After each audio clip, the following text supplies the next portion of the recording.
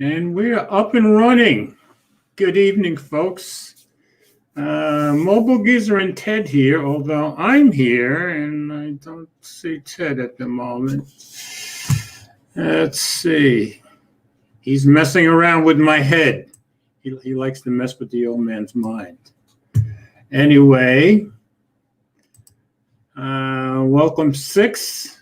I heard from Nigel that Max was first, so I guess he was here earlier than you were, Six, but right now it's showing here, Six, Max. First, so I guess he was here earlier than you were. Here's my phone doing what it always does when we go live. Brian is here. And let's see, Brian, Six, and Max. I think that's all. I don't see Nigel now. I know he was in earlier. Yeah. So we're just waiting for Ted to come back. Meanwhile, guys, as every week, if you want to follow along in the show notes, just go to mobilegeezer.wordpress.com, click on the first story, and you'll see the show notes for today's date. Hey, guys. See, he's fashionably late.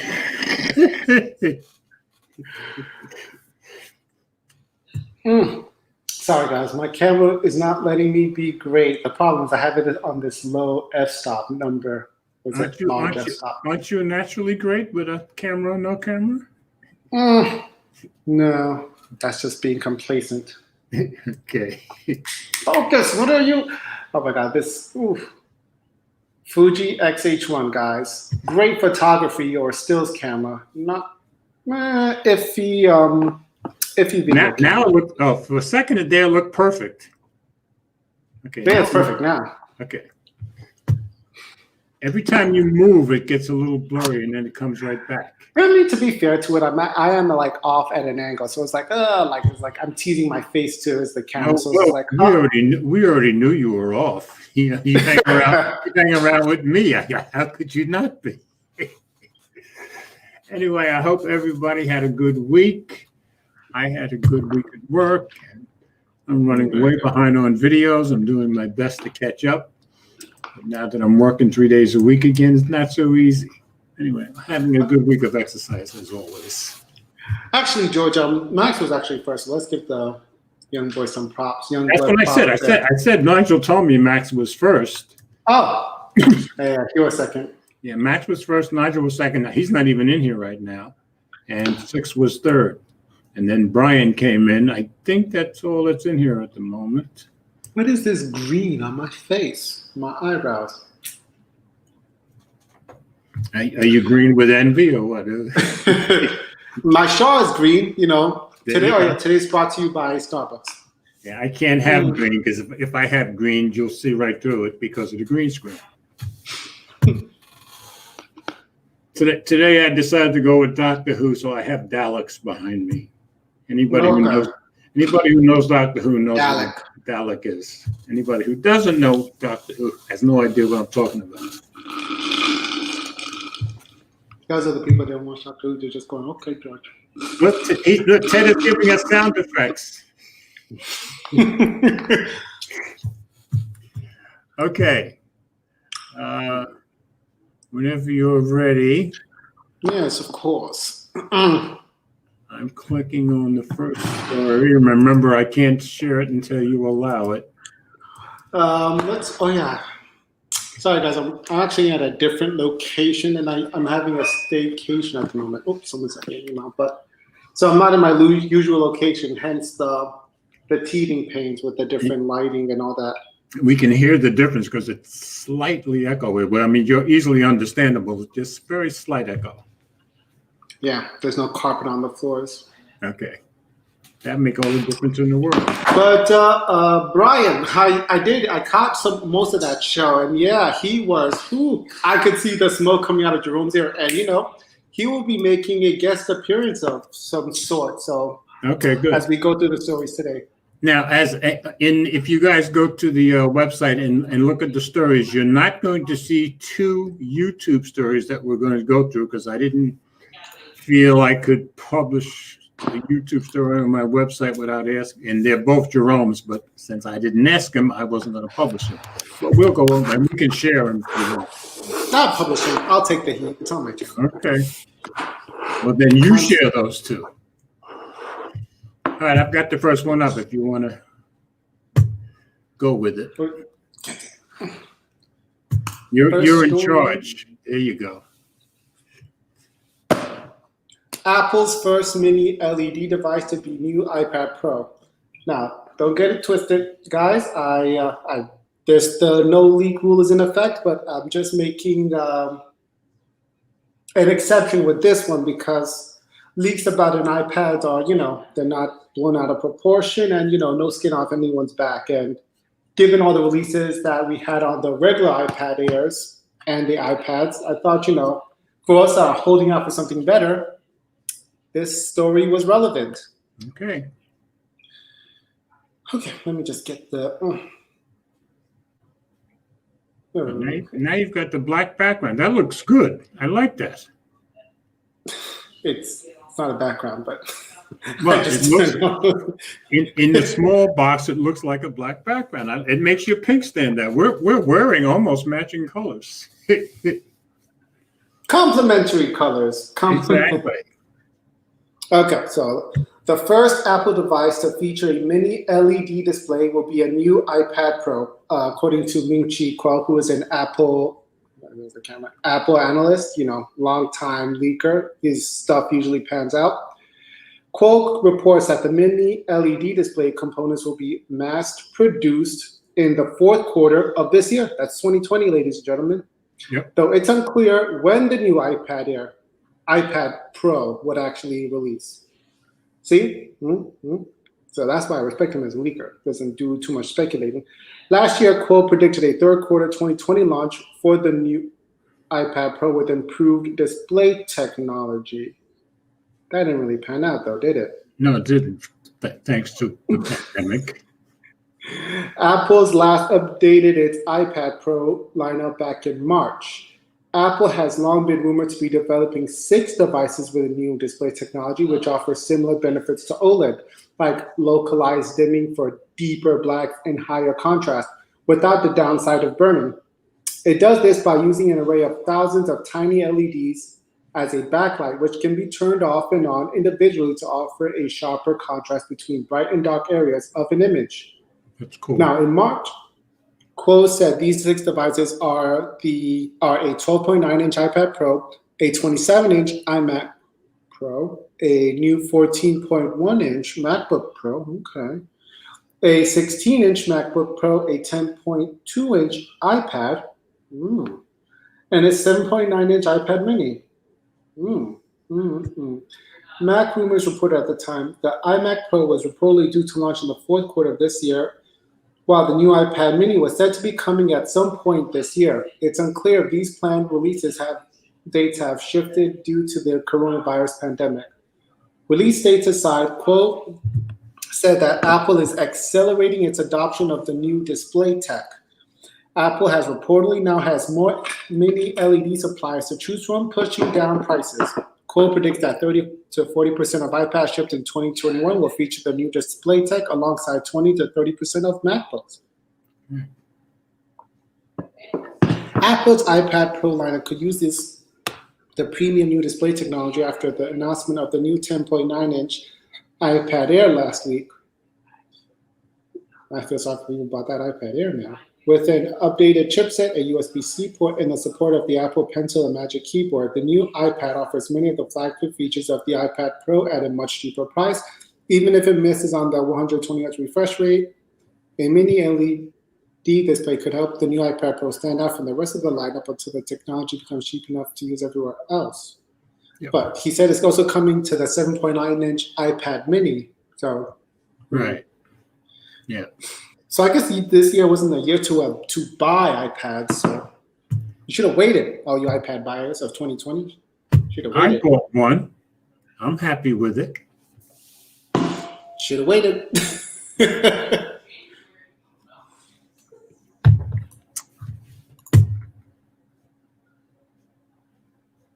I'm just looking at the comments at the moment. Yeah, so am I. Boop, boop, boop. Testing out. What's that? He's putting it on me. I guess it is on me. Jesus, six minutes.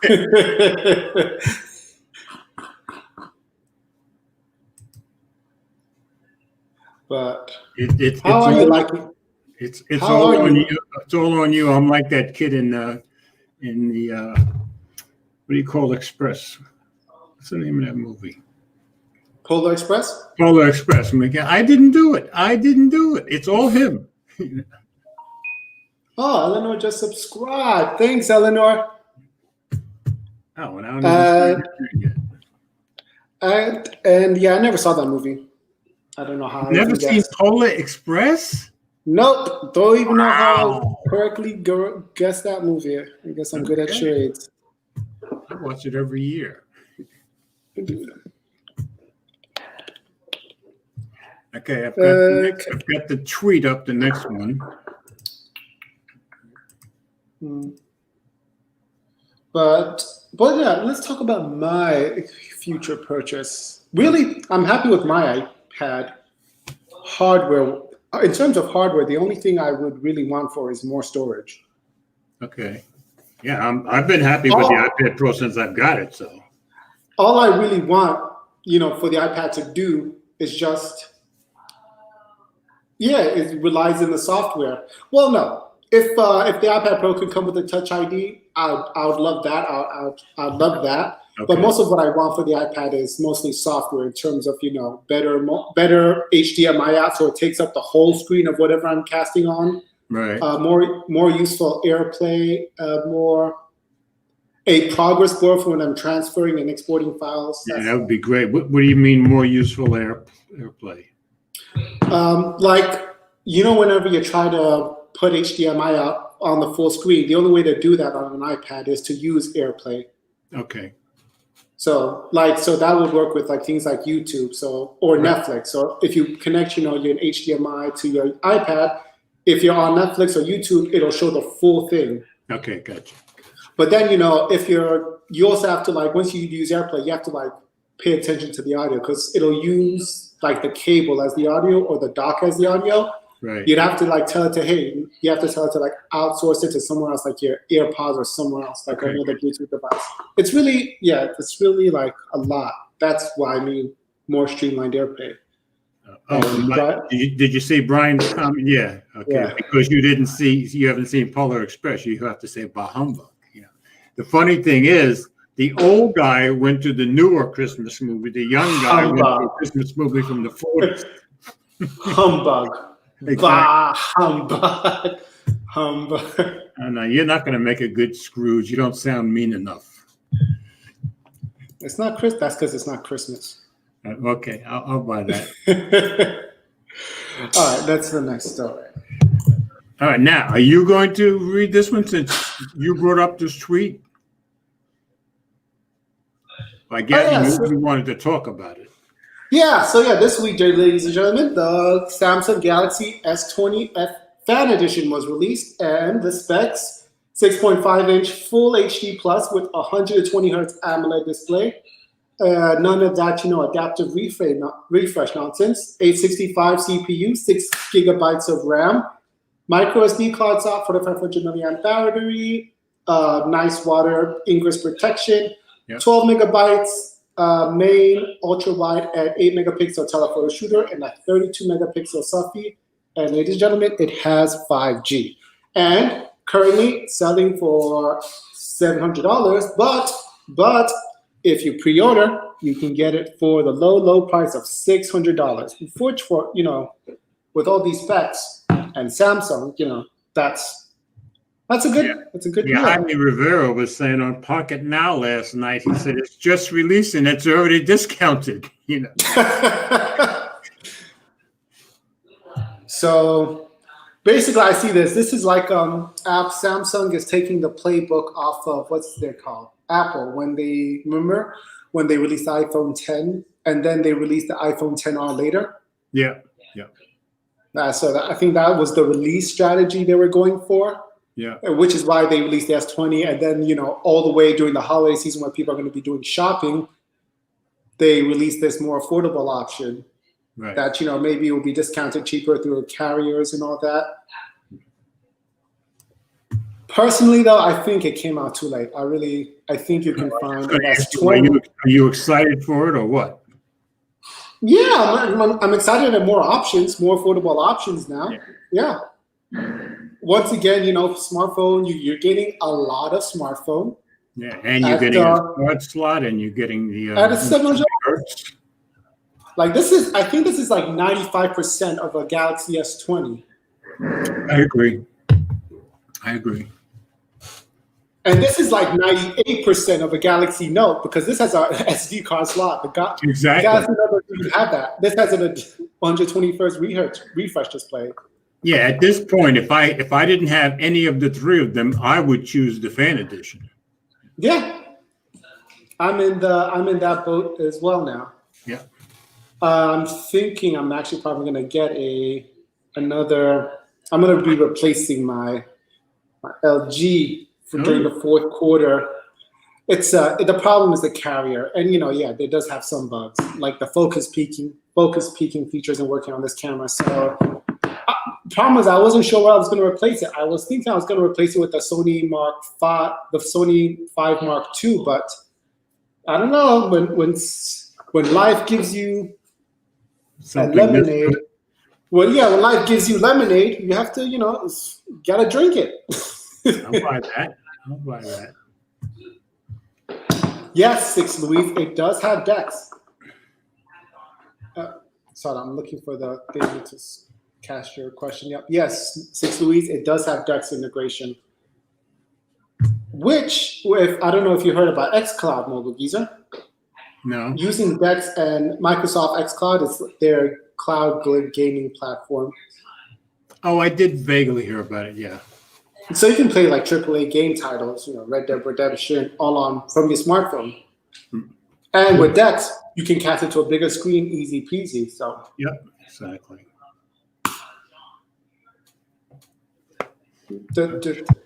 What's next? I'm getting rid of that. Okay, next is the AI camera. Was it? No, is it not? Oh no, next is that's right. Yeah, you have to share those. So you should explain what you're sharing. Actually, no, I don't think I will. I just saw Tenet yesterday, and just as Christopher Nolan did a thing to explain more the plot of the movie and the mechanics of it. Okay. I will just let the audience follow along. All right. Well, Ted's going to share the surprise of the week then. It's going to be 2 surprises. You're in charge now. Okay, let's see. Oh, MacBook Pro, let's see what you're made of. This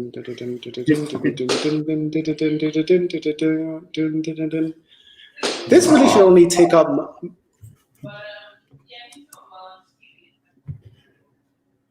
Are you sharing it? It's not coming yet. Yeah, no, I haven't shared it just yet. It's on my screen. Okay. I'm sharing my screen now. This is where we see if I have enough RAM. Okay, anybody who's a fan of Wyoming, I'm wearing a Wyoming shirt. So. Okay, here we go. So, ladies and gentlemen, this is show favorite Phone Jerome.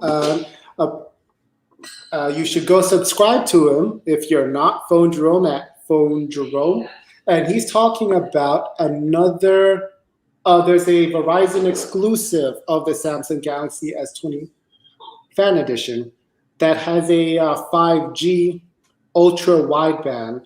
So, I think Phone Jerome can better explain it. Let me know if you can hear the audio.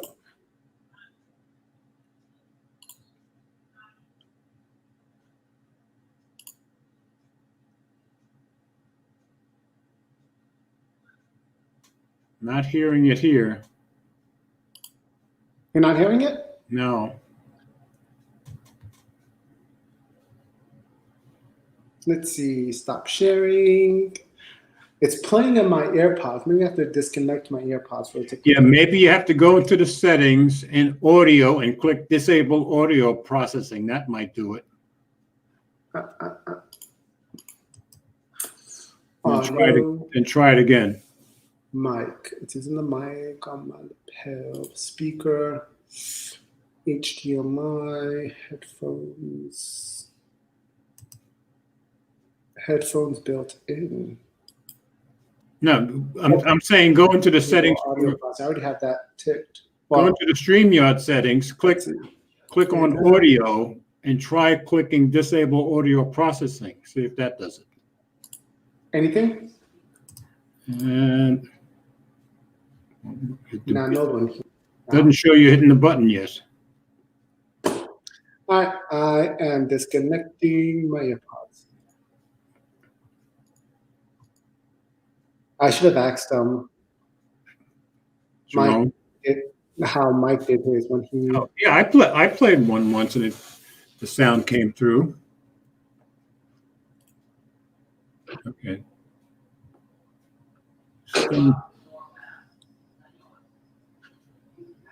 Still not coming through here. Don't you love these technical difficulties? Brian saying no audio.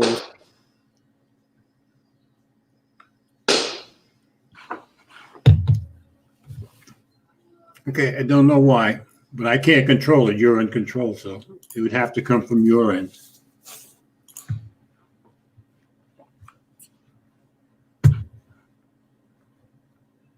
Anything? Nope. Still no audio here.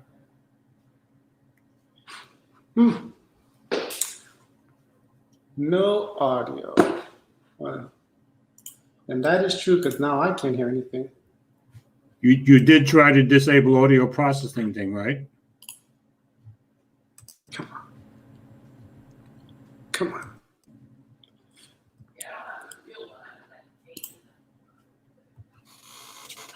I don't know what it is because I know I did it a couple of times and it worked.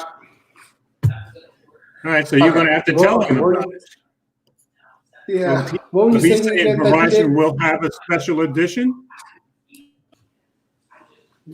Yes, that's what he said. He said Verizon is going to have the Galaxy S20 Fan Edition 5G. Their edition will have the ultra wideband 5G, so you get faster data, mobile data. Yeah. Now, is it worth it though? Should you do it? And Jerome is of the opinion, a correct opinion, I'd argue, that no, you shouldn't do it. Now, but he's saying it would be phone of the year.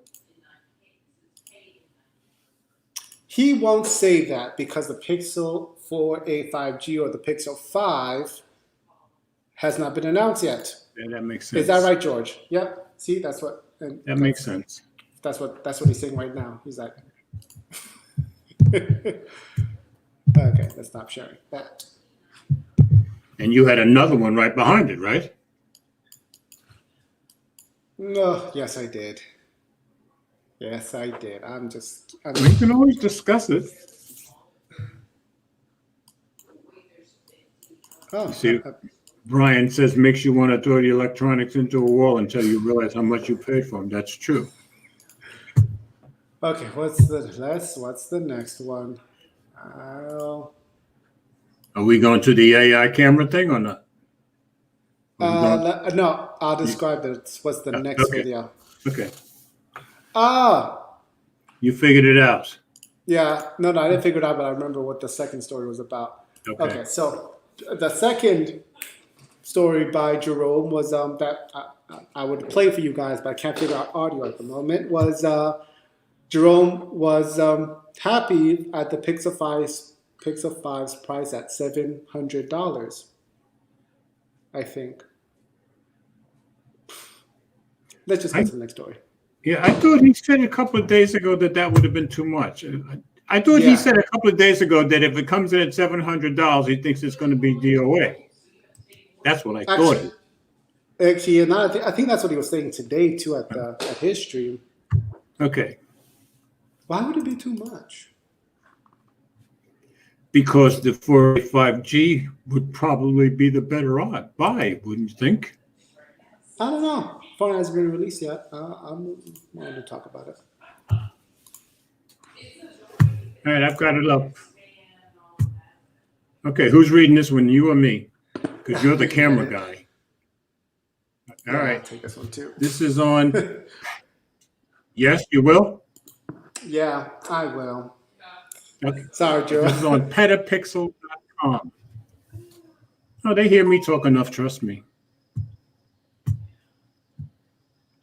Get tired of listening to an old man. So, Alice Camera is a AI accelerated computational camera. Story written by Michael Zhang, ladies and gentlemen. The British startup Photogram AI has announced a new camera called Alice Camera. Now, for those who are gamers amongst us or who gamed a long time ago, Alice is also the name of the artificial intelligence that was killing everybody in Resident Evil. Spoiler alert. Right. It's an AI accelerated computational camera that aims to deliver better connectivity than a DSLR and better quality than a smartphone. Basically, better everything. Nah, smartphones have been making huge advances in the area of computational photography in recent years, while traditional camera companies have largely been left in the dust. I don't know about all of that, but Yeah, I disagree with that. Alice is trying to bring the worlds of standalone cameras and computational photography together. Let's see. Alice is an interchangeable lens camera that features a dedicated AI chip that elevates machine learning and pushes the boundaries of what a camera can do. We are a team of engineers, data scientists, and content creators. And we spent the last 10 months building Alice because, in our view, cameras have seriously lacked meaningful innovation over the last 10 years. All right. Now he's talking a very big game. Yeah. We believe you deserve an optical device more suited to the next decade. On the front of the camera is a micro 4/3 mount. And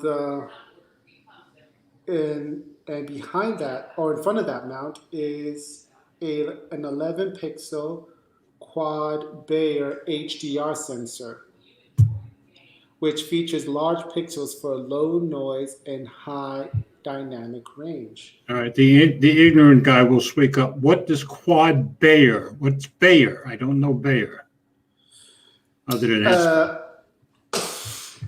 Well, no. See, you see these camera sensors.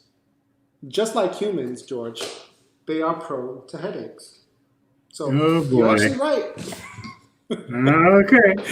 Okay. But so a Bayer sensor. So there's not all sensors. There's different types of sensors, and how they mainly differ is how their red, yellow, and green pixels are arranged in that sensor. Okay. So that's like the difference you would get between. So a Bayer is one of those type of sensors. That's right, and they have their red, green, blue, red, green, yellows pixels. They have their red, green pixels. Yeah, the RGB all lined up in a certain way to give you a nicer image, or in their view, or whatever the engineers thought was the nicer image. Okay, you're educating me. Yeah, so my Fuji camera right here, it actually uses an X-trans sensor, which is unique to Fujifilm, and what's different with them is that they actually have their pixels, their RGB sensors and pixels lined up in a certain way that's unique for them. Okay. And they espouse that it's better for sharpness and all that, but bear in mind, in terms of how a sensor is, what matters most is if whatever editing software you use to edit that photo, it can easily or efficiently read it. So Adobe is very good with, Bayer sensors, most Bayer sensors, whereas X-trans sensors, Adobe is not that great, especially when reading raw images. So Fujifilm users have to use Capture One for that. Okay. So yeah, that's the whole thing about. This is why it made sense for you to read the story. And and I can also go further. He talks about this Bayer sensor, a micro four thirds Bayer sensor, mind you, has large pixels, and pixel sizes. They have their measures in like sizes, so and Hmm. the popular smartphone cameras, their pixel sizes is like 1.8, 1.1. Right. The newly released A7 S3 camera has a pixel size of 8, 8 So very large. But Okay. bear in mind, the larger your picture, the larger megapixels you can cram in there. Right.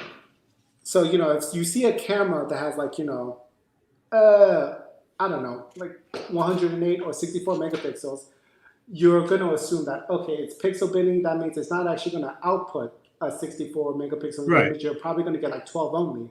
Right. Whereas the A7S3, 8 megapixels, because the pixels are so large, they're only giving you a 12 megapixels, Right. 12 megapixel image, which is enough to even do 4K. So can't complain.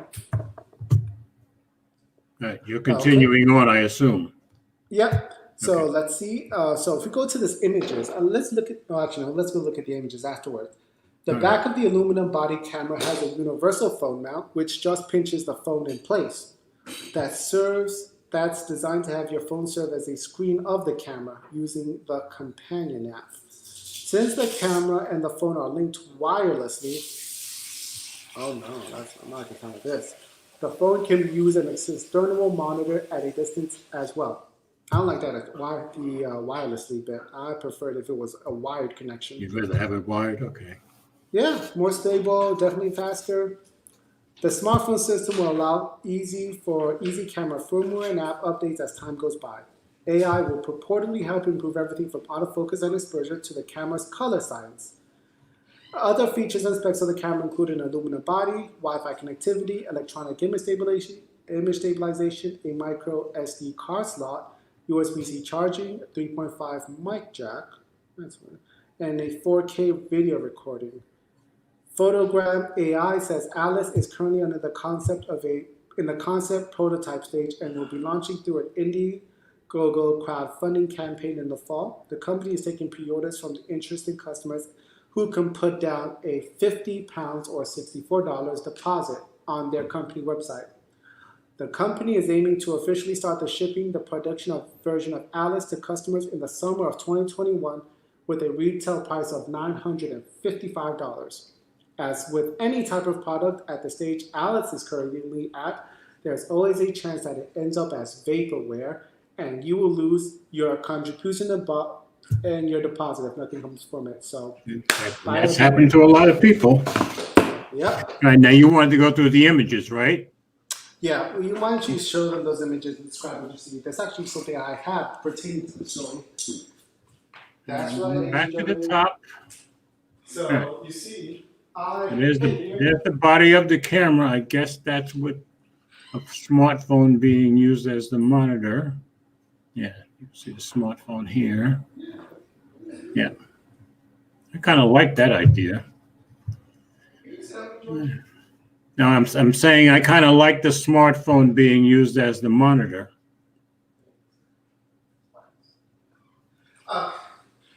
Okay, so you see, all this was done before by your boys, DxO Okay. Labs, DxO1. You guys know them. They Yeah, review everybody knows cameras. DxO, Mark. Yep. So they had another company or a sister company called DxO Labs, and what DxO Labs do they create a photo editing software, and once upon a time, 2016, they created the DxO1. Oh, that's it. Okay. Yeah, but let me actually change this camera up so that's more.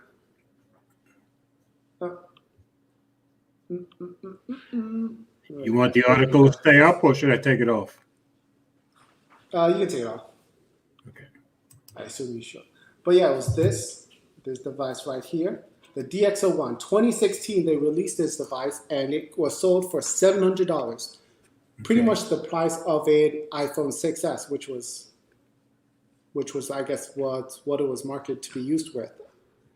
Now, regarding this device, some things to know. DxO1 no longer, well, DxO Labs, they went bankrupt and now they only focus on their photo editing software. Right. They had to get rid of all this stock. So I was able to buy this for like $150. That's awesome compared to 700. That is true. But So are you happy with it? Do you I like it? haven't used it. I like it. I haven't used it enough, really, to be honest. You have to be really, espoused to the whole what photography is to just give up on, because Right. using this, it's better. You can use it by itself. Because this is actually a camera. It has a Right. 1-inch sensor. You can control the aperture. You can control your shutter speed. It's a manual camera, and it operates like an actual camera. And to operate it, you need your iPhone because it uses the lightning port to connect to. So all that's very good, and I am happy with the color science. It's not a fast focusing. The focusing is a tiny bit slow, but the colors are great, and bokeh is also great. Okay. Battery is not so great, but the point is, at 2016 when this was released, Right. this was certainly better than anything an iPhone could do back then, any camera could do back then. Right. But 4 years later, now it's a toss-up because one benefit of this was nighttime photos, but now Yeah. I wouldn't consider this for nighttime photos at all because you'd have to stay oh so still. Whereas Right. phones do it perfectly now. So, ladies and gentlemen, what I'm trying to say is I wouldn't do it. So, I'm but thinking- we can expect a video on this at some point, I would suspect. On what? The Alice? I'm not paying $955. No, on the one you have. Oh, the DxO1. Yeah, I mean, they don't even put updates on it anymore, but luckily they got the software right on this at the last stage. When it first came out, the software was buggy, but now on its final, now that it's no longer supported, the software Final was release, great.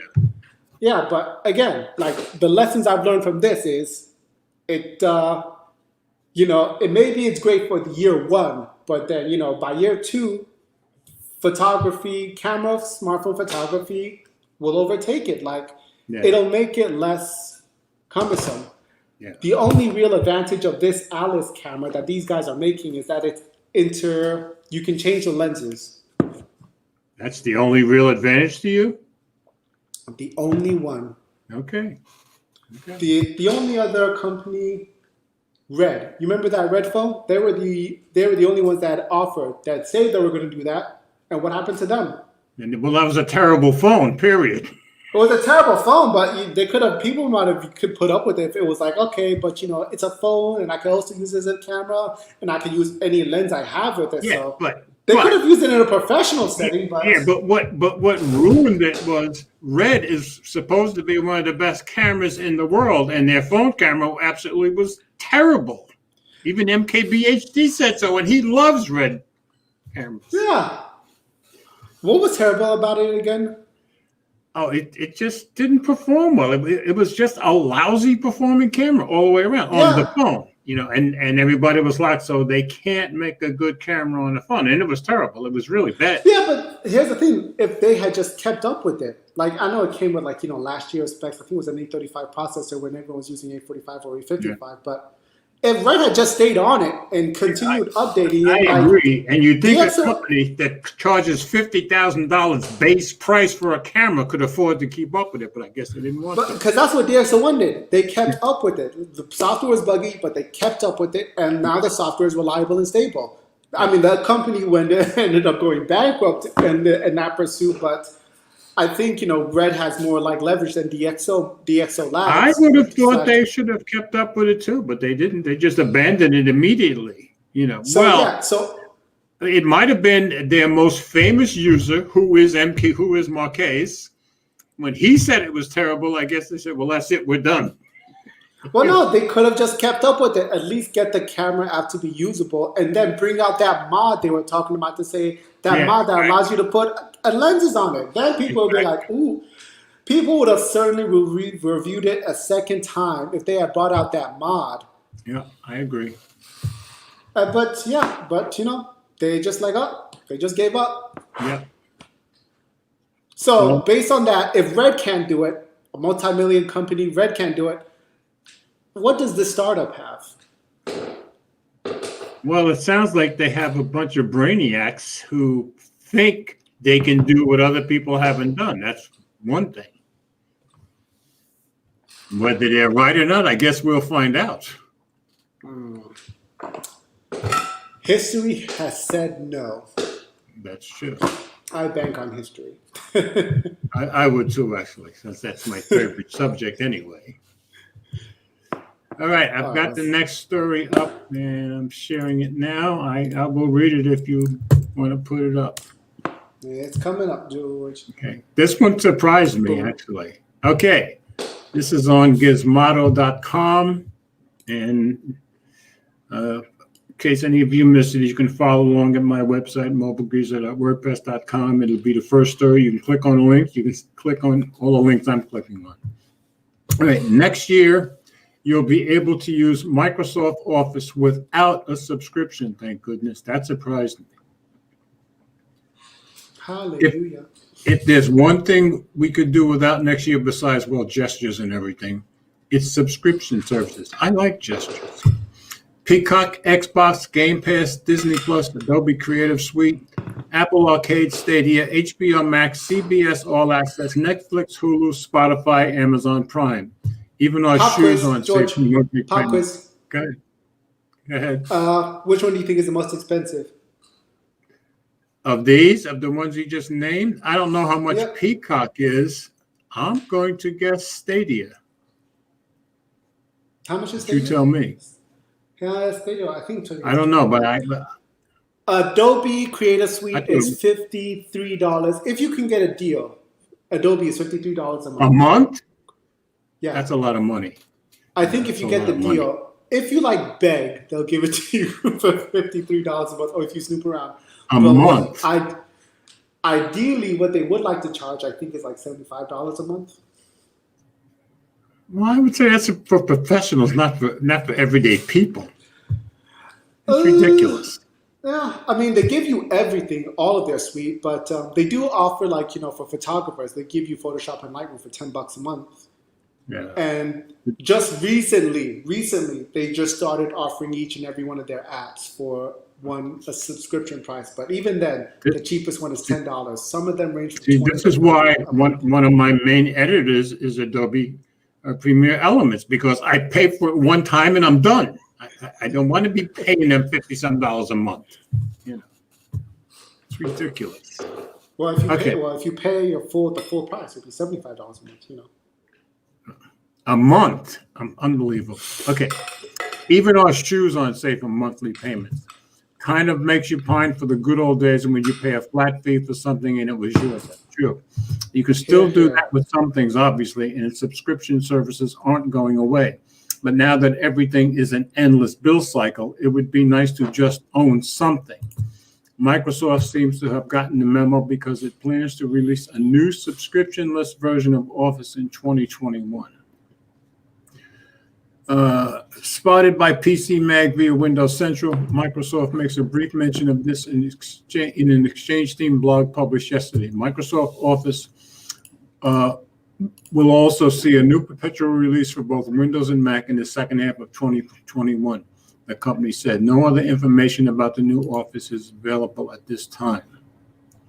Currently, there are a few ways to get your hands on some Microsoft Office programs.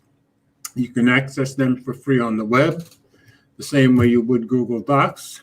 All you need is a Microsoft account and you're in. If you use those programs offline and install them directly to your computer, there are a few subscription tiers that will give you access to Word, Excel, PowerPoint, Outlook, and a few other programs and services. You can also buy a license outright for $150 and get Word, Excel, and PowerPoint without a subscription, though it doesn't come with access to OneDrive and Skype. If you're a current student or educator, you can get all those programs plus Skype, OneDrive, and a bunch of other programs for free with Office 365 Education. But your school needs to have an Office 365 education plan for you to take advantage of it. There's always a catch. It'll be interesting to see what features Microsoft adds to its already robust slate of work productivity programs. it recently added, excuse me, some cool new transcription tools to Word Online, but has no plans to bring those same tools to the desktop version at this time. Fingers crossed they're included in the next version. Either way, it's a huge sigh of relief to see Microsoft will still offer perpetual licenses of some of its programs instead of becoming 100% subscription next year. If you're someone like me who uses Microsoft Office a lot, you save more in the long run anyway. Now okay, that's the rest is just comments. Now the other way to get Office is to get one of these, because Office is included on the Surface Duo. And you get that for free forever? With in the Surface Duo, yes. I don't get it. Yeah, So what do they give you Office 365 or? No, they give you regular Office, which is here it is. Like the Office apps, because Yes. they do that on Android for all phones. Yeah, but I can't get access. I mean, I could get access online to Outlook and what's the other ones? The Office app is available on all phones, and you can use all their software there on an Android. I didn't know that, because I use Outlook on, but I use it on my computer, of course. You thought you. So Duo really doesn't give you anything. No, they don't give you. No, I remember in the presentation them saying you got the complete suite of Office apps. I saw them the other day. Now I can't find it. Okay, but they are still offering you a premium subscription for 365 also. So, Okay, that's what I was asking. Like, oh, if they offer you 365, okay, so that means you also get some Skype minutes and all that. Okay. Yeah, you got on here. I've got Word, Excel, PowerPoint, PDF, media, notes, and forms. Yeah, I guess they still want you to go premium. Okay, that's reasonable. Let me just punch it on this.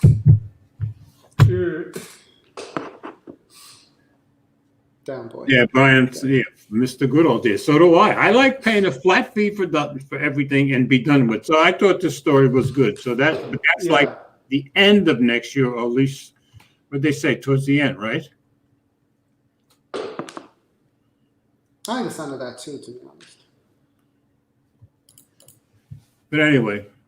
But yes, next year it'll happen. Thank goodness. I kind of like the idea. I don't like paying fees. So do I. I really do miss, oh my gosh. My camera. Happened? You froze up on us. No, it's trying to play a video that I took on my camera. Don't do it. Okay. You were in the other office all of a sudden in that picture. Okay. Are we moving on? What subscription do you have that you use besides? I don't have a subscription to any of it. TV? I only do free stuff or something I can pay for. Let's see. So far, I pay for YouTube Music, and YouTube Premium. Yeah, I don't pay for any of that. Yeah, generally, if you're going to want a monthly payment out of me, I'm just not going to use it. Period. That's just me. I'm cheap. Let's see. If I had means, what would I pay for? What's one subscription you usually? Well, no, I'm grateful. I would pay for Disney Plus if I weren't so against paying monthly fees. Oh yeah, because they also bundle up ESPN and National Geographic. Yeah, exactly. Okay. Yeah, but for what they're charging, I think that's a great bargain, personally. All right, me and this camera, I'm gonna. Fuji, you and I are gonna have that talking to later after this show. Go ahead, have a fight with your Fuji camera. Six will love you duking it out right there on screen. But yeah, I think the subscription I've been proud of is my YouTube Premium, which was YouTube Red, which was Google Play Music. That's through all the changes that Google has tried to shake me off. Right. So what does it give you besides no ads? I can save videos. Okay. And that's it. Those two things. And I guess now that since I'm on Apple, I can use picture in picture. But Okay. Yeah. but yeah. So I don't have to use ads, and whatever I'm watching, creators I watch get compensated, get the cut of me whatever I pay.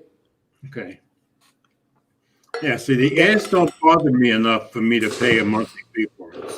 So I just deal with it. You say that, but once you've gone no ads, it is painful. That may be true, but since I'll probably never do it, the ads just don't bother me, and I'll probably never know anything else. Yeah.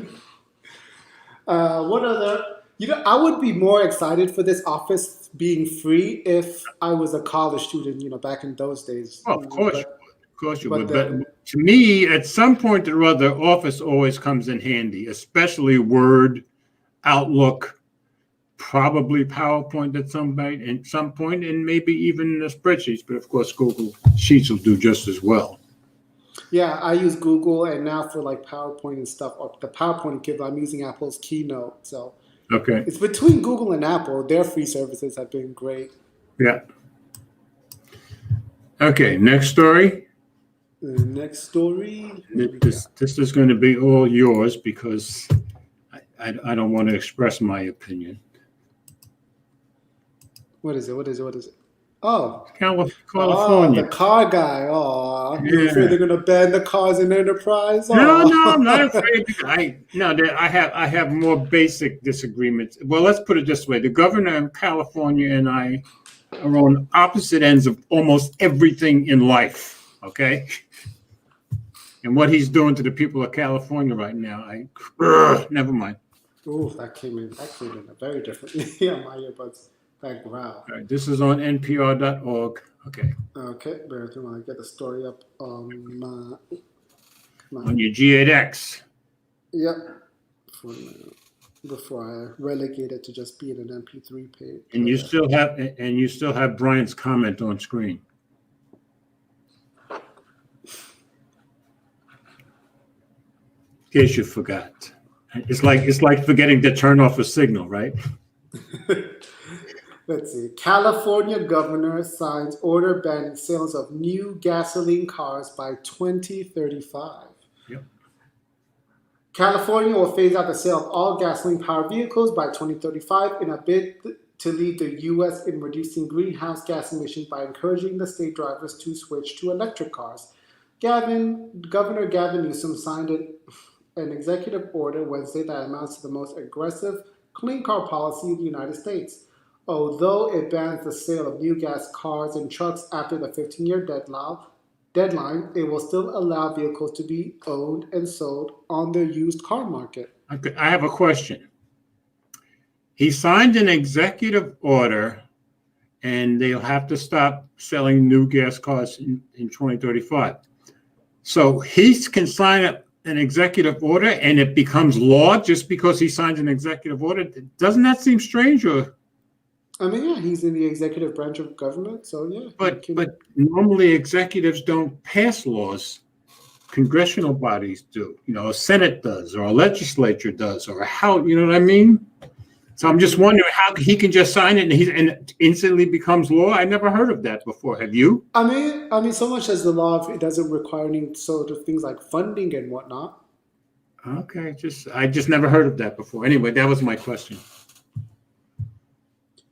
This is the most impactful step of our state can to fight climate change, said the governor's statement. Our cars shouldn't make wildfires worse and create more days filled with smoky air. Oh boy. See why you're like, cars shouldn't melt glaciers or raise sea levels, threatening our cherished beaches and coastlines. Newsom, a Democrat, also threw his support behind a ban on petroleum fracking, but called on the California legislature to make that change. Now, yes, petroleum fracking. Now, whether you're for or against fracking, I don't have a problem with it. But before the fire started, they were doing brownouts all over California. Why? because they wanted nothing but green energy, and they got rid of fossil fuels, and now people can't have air conditioning all the time because the green energy isn't there yet. Whose fault is that? Just my point. I mean, he's even against nuclear power, the cleanest power on earth. And what does that pollute? Oh, nothing. You know. With extreme wildfires still burning in the state, Newsom says fighting climate change is an emergency. However, the state's effort to run afoul of the Trump administration, which has sought to revoke California's authority to mandate zero-emission vehicles, a charge that has landed in court. Transportation is the state's biggest and rising source of emissions, while other sources of emissions, such as from electricity sector, are falling due to ambitious climate policies. Right. In January 2018, Governor Jerry Brown signed an executive order setting ambitious targets of 200 hydrogen fueling stations and 250,000 electric vehicle chargers to support 1.5 million zero-emission vehicles on California roads by 2025. Now that, I think, is a very good idea.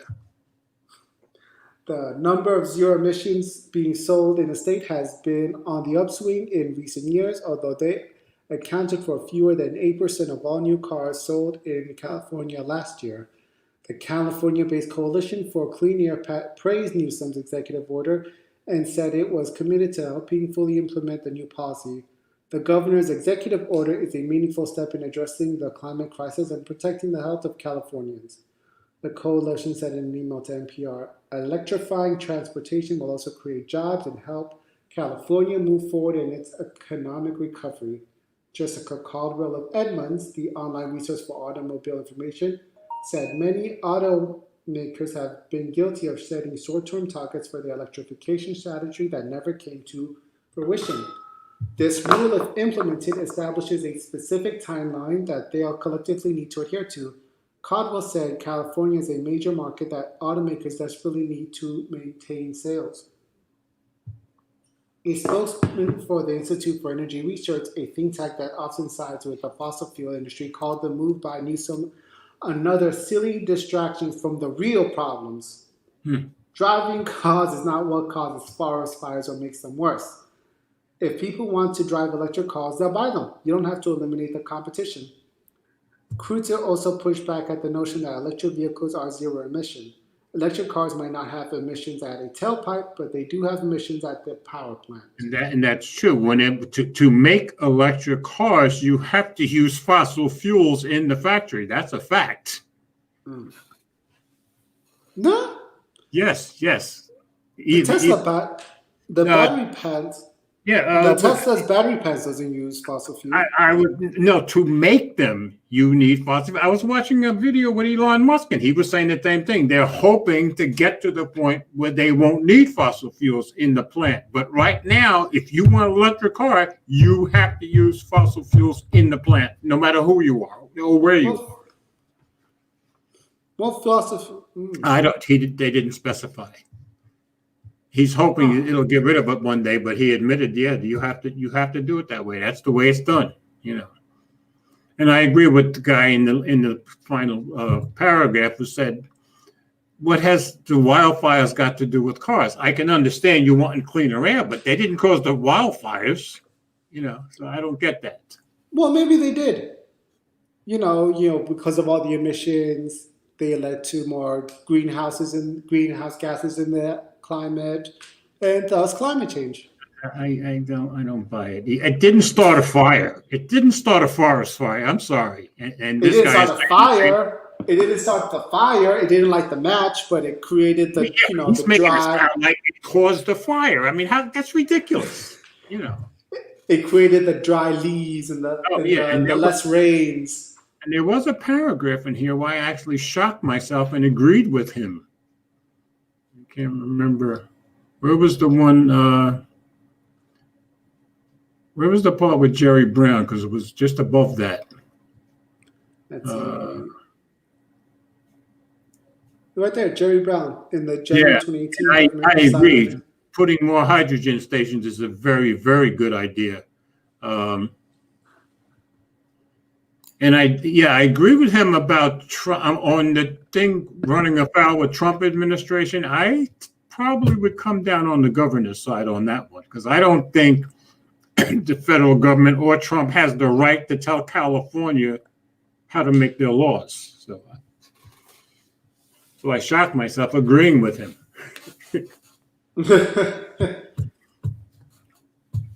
Yeah, I just don't think the federal government should tell states what laws they can make and what laws they can't make. So I think if they want to make laws, it's their state, do it. Yeah. Hey, Big House. Welcome to the live Big stream, House, buddy. what's up, guy? Glad to see you.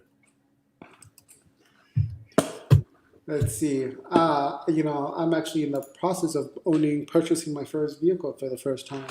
What, are you in a position to tell us, or is it going to be a surprise at some point? Well, certainly it's a surprise to me. Okay. Let's get down here. But You haven't selected yet? No, my wish list, if I had to pick, it would be an electric car. Maybe if I had a wish list, I'd pick a Tesla right off the bat, but I don't. But yeah, because of an electric. But I'm also looking at Chevrolet Volts. Okay. There's this car from China, made from a Chinese manufacturer, that just came to Texas 2 months ago. Okay. And I forget their name, but their car is butt ugly. But they are getting the government subsidies you get from the car makes it really affordable and cheap. But with the way the president, the Democrats and the Republicans all feel about China right now, I'm thinking you could buy that car and lose all support because they make it illegal. So I wouldn't buy a Chinese car right now. Good point. Even though they're making a factory here. Well, no, is it? Yeah. Even though they're making a factory here in Texas, maybe you got a good point. Wouldn't be a good idea. Now, how does the Volt price compare with the base model Tesla? Because the base model Tesla right now is about 36,000. Am I right? I think it was 40,000. Oh, I thought it was more like 36. And what's a base model Volt? The cheapest I found the Volt was used 23,000. Used. Okay, so new, what would it be, about 30,000, something like that? Yeah, probably around that. So it'd still be cheaper, but of course it's not a Tesla either, And the Volts have, it seemed like the Volts sold well 5 or 6 years ago. You don't see them or hear about them anymore, do you? No, I don't. Okay. I do not. They've kind of fallen off. I want to know if Tesla will make a car for us big guys. Well, no, yeah, then you have to get a Tesla Model X, Big House. No, you got to get the Tesla truck. You want something for a big guy. Big guy. I'm sure that's on. You got to get the truck. Let me go see if I can find a picture of that truck. Oh my gosh, I'm terrible. I thought you meant the cyber truck, right? I thought you meant that big rig that they showed off 2 years ago. The 18-wheeler. I thought you did mean the 18-wheeler. No, I did not mean the 18-wheeler. Oh, that's why I was laughing. I thought you meant the 18-wheeler, George. I was like, oh damn, dude, have to do big guys like that. Not that crazy. Let me share it. While you're looking for you got a picture? Yeah, just let. There you go, Big House. That's for a big guy. That's stuff for a big guy. Are you showing that picture because you saying he has to go on? Yeah, he wants something big. No, that's big, brother. Look at the size of it.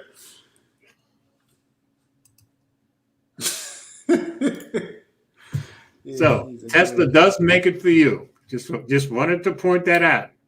What does that thing cost? Like $50-some thousand, I would guess. I don't know. Price. It's not out yet, right? Nope. Yeah. You know who I think is going to buy one as soon as it comes out is MKBHD because he loves Teslas. I figured, what's his name? What is his name? Agent 47. Why am I so horrible with names? And I think Lou from Unboxed Area, I think he'll get one right away too. Agent 47. Zach would probably get one. Oh, Zach, yeah. Zach probably would. So would Flossie Carter, is my guess. But Zach loves his Toyota Tacomas, which are good, reliable vehicles. And you know who loves this Tesla is Cobra. Cobra told you? California. Nope. Except he just put a couple of videos out this week where he had some problems with his Tesla. The door wasn't closing properly, and they couldn't fix it. He had to go look up a YouTube video and figured out how to fix it. Okay, let's see. Do you have the next story up? Okay, I'm sharing the screen right now.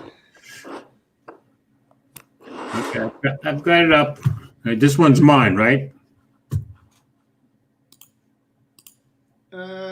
Yeah, you can go ahead and get that. All right, this is on The Verge. This is our first Verge story tonight. That's a long time for us.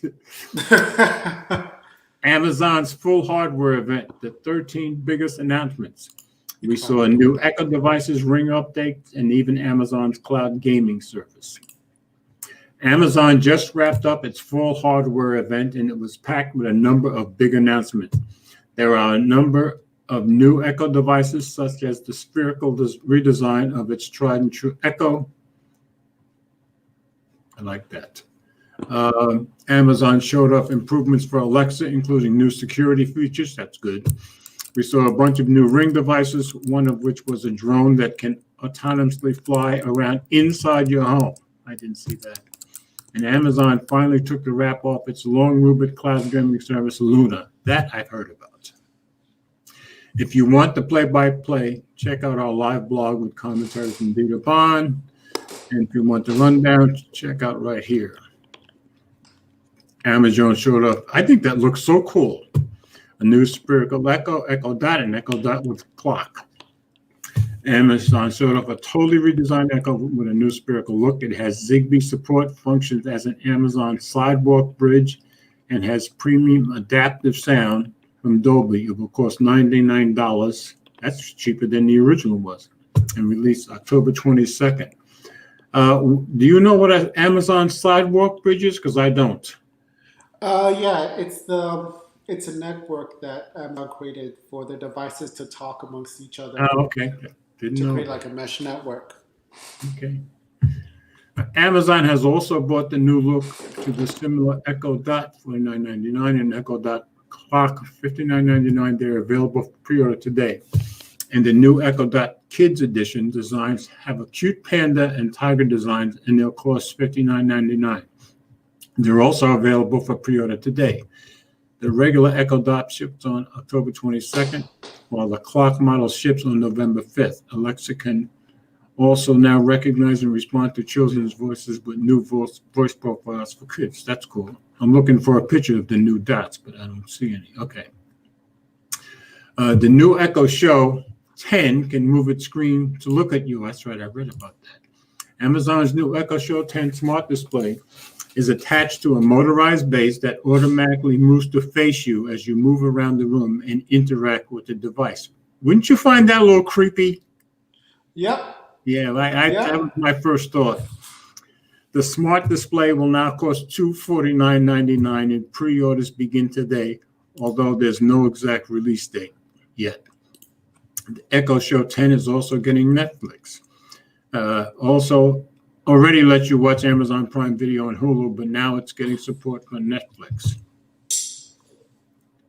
Amazon announces Luna. Amazon has finally released its AWS-powered cloud gaming service to compete with the likes of Google Stadia and Microsoft xCloud. It's called Luna. It's coming to Fire TV, PC, Mac, and iPhone via web app at launch, with support for Android gaming coming soon. You can request early access to it today. Amazon also revealed the Luna controller, which the company promises will have lower latency when you use it with its Cloud Direct technology. You can buy the controller for an introductory price of $49.99 during Luna's early access period. Now that's something I might look into, because I think Prime makes the best originals of anybody. And you think that extends to games? I think it might. As far as streaming, it might. I don't know. I mean, I trust Amazon Web Services for, the infrastructure. I guess I just lean towards Amazon, and that's probably my own little prejudice in their favor. So it's too soon for me I need to see their gaming titles. Yeah. And I don't have time to play games anyway, so it wouldn't make sense for me.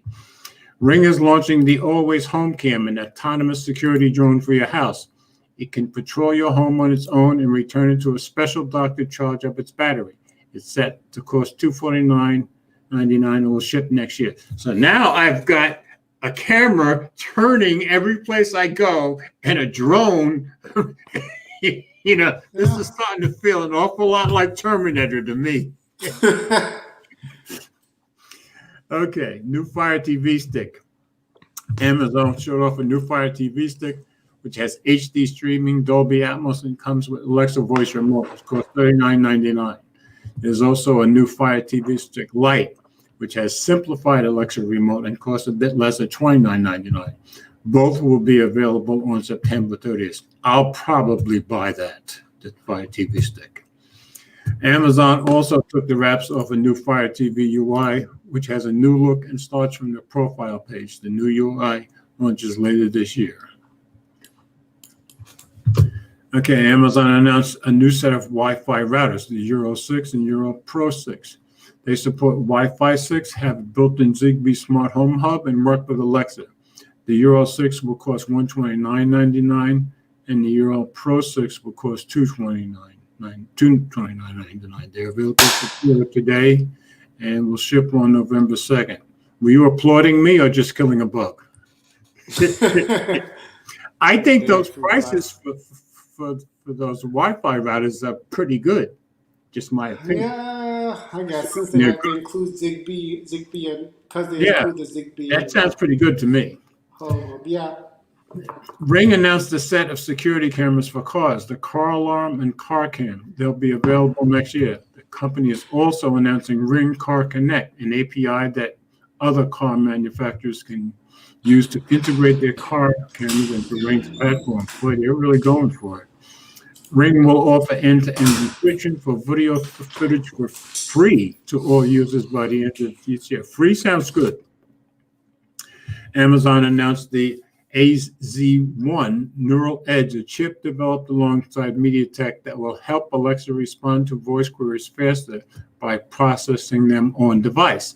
It's built into the new Echo Dot, Echo Dot with Clock, Echo Dot Kids Edition, and Echo Show 10. Amazon showed off a number of machine learning powered technologies to help Alexa better understand multiple people at once and ask clarifying questions if needed. In one demo, Alexa helped two people order a pizza, and it understood when they were talking directly to Alexa and when they were just talking to each other. That's pretty good.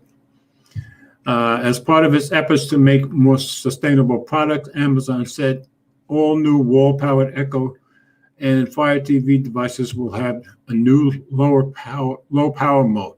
The company said it will also come to some older Echo and Fire TV devices via a software update. That's good.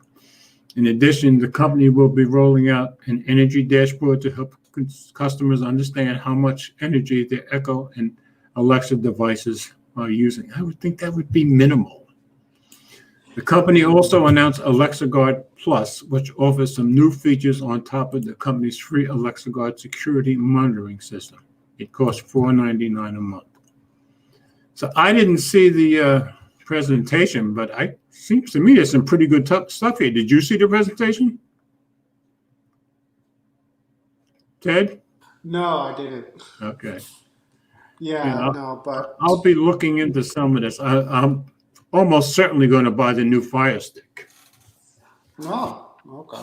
Yeah, the Fire Stick I have is really old, 5 years ago, something like that. But you kept up with it, like. You mean is there anything wrong with the Fire? Does your 5-year-old? No, but it's not 4K for one thing, you know. Your TV is 4K? Is your TV 4K though? Your TV is at 4K? The TV I have in here is 4K. The TV right now that I have the Fire Stick on is not 4K. So And lately I have been saying to myself, between YouTube, I almost never watch TV anymore. You know, and if I do, it's usually a Prime show of some kind. Anyway, it's a lot of stuff. Amazon was a busy bee. It sounds like some pretty good stuff there for me. So, All but right. yeah, all this announcement of their products, I think two new subscription services came out. Add their whatever their security service for their cams, and Uh-huh. now Project Luna for their games. Right. And then again you have Audible and all that. So just with Amazon, how many subscription services is that? That's Prime, Audible, Right. Luna, Right. and then their ad thing, their ad thing Yeah. for the So there's at movie. least 4 or 5. Four just under Amazon. That's my goodness. And Ring, Eleanor and I have had issues Oh with no no Ring in no! the past. And there's the grocery. There's an add-on. There's an That's add-on right. That's for right. Prime where for Whole Foods. Right. But in the past, we have had issues twice with Ring. Now, in both cases, it was before Amazon got them, but I don't know that I touch a Ring camera anymore. Oh, Big House likes it. It's good. Yeah, I mean, Forget it to come. yeah, the Rings work fine, but I don't think I'd ever want another battery-operated security camera. That was the problem. Every time we had problems with both the first generation and the second generation, it was tied to the battery having problems. So I would go with wired, period. Hmm. And that drone thing that follows you, that follows the sound, Yeah. goes and expects it. That is just. See, I think that stuff is very cool, but it's also pretty creepy, Actually, I remember Amazon was offering regarding car security. Amazon was offering the service where they would put packages in the trunk of your car. Oh, that's right. I remember that. Yeah. Yeah. Before they would say, "Hey, just let us come into your house to drop off a few packages." Exactly. Nobody liked that. So I they're kept like, saying that ain't happening.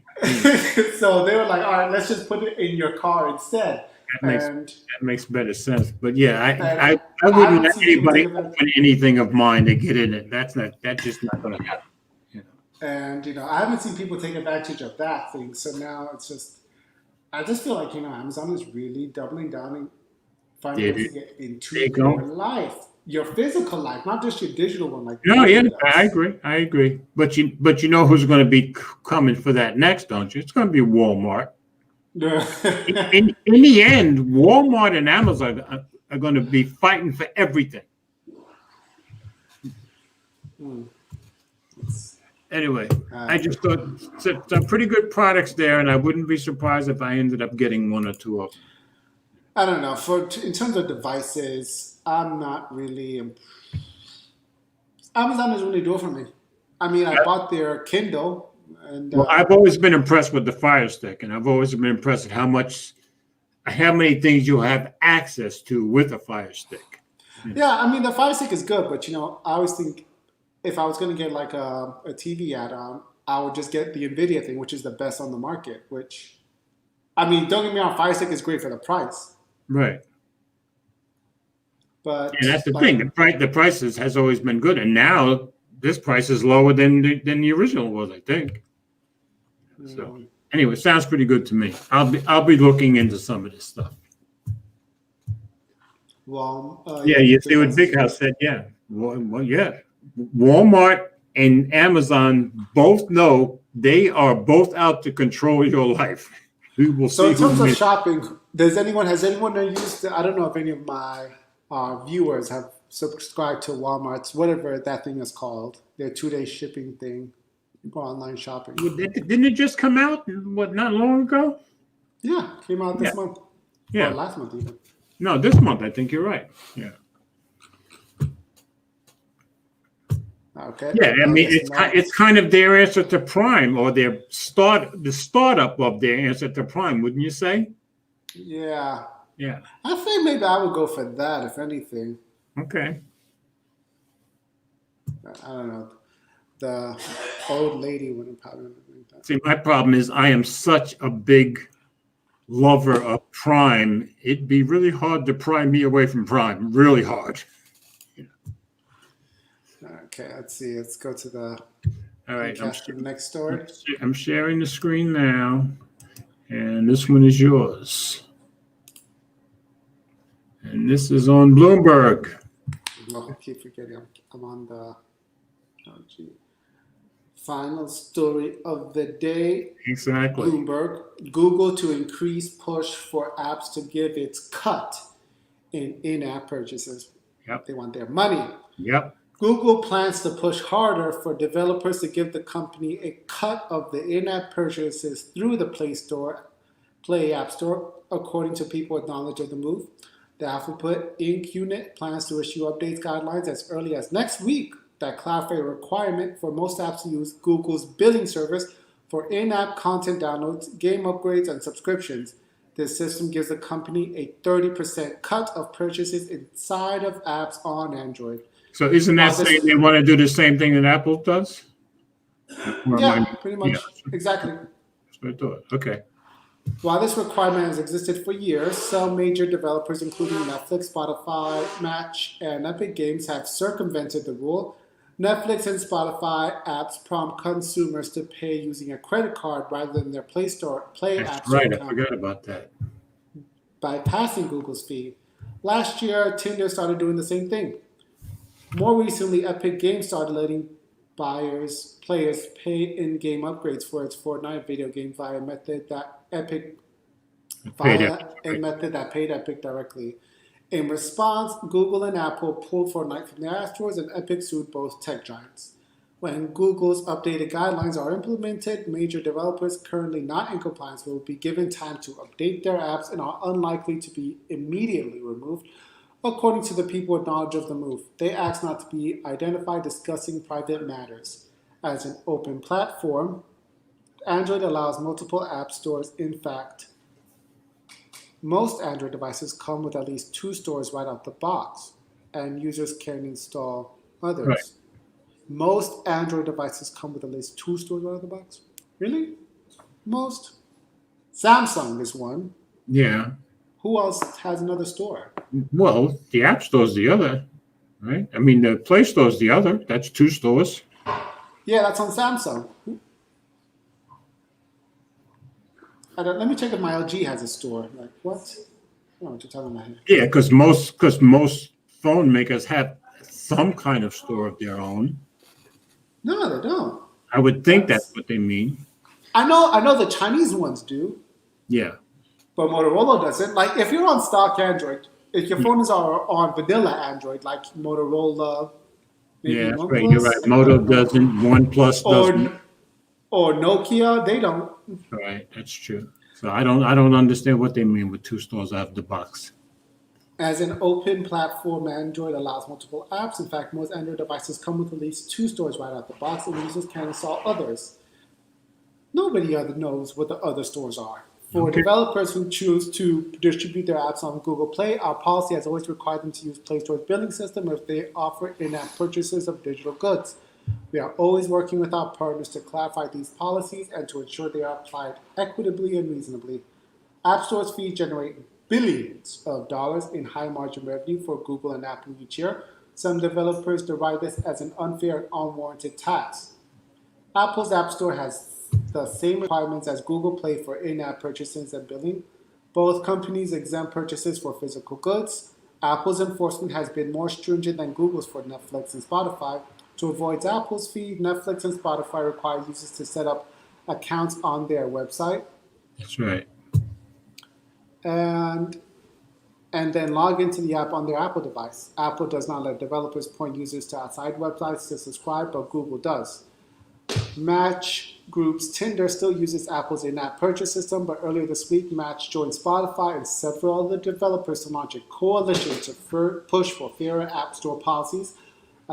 Apple recently loosened some of its App Store guidelines after continued criticism from developers and lawmakers. Google plans to roll out other changes to its Play Store rules soon. So what that's saying, that last paragraph is saying that Epic's strategy is starting to work. Yep. People are joining in. And so this whole story says to me, okay, Google and Apple both do the same thing, but it sounds like Apple does it much better and much tighter, and Google wants to do it much better and much tighter. That's what it says to me. I guess you could say Fortnite is the developers Here's that what I found on the web.